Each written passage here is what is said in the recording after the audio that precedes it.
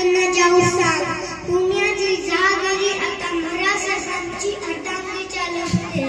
लेकी पायलट पडे बाबू लाग्या थत्ते खरे सराशाही या करते हवे स्वराज्य शिकवा. हो आई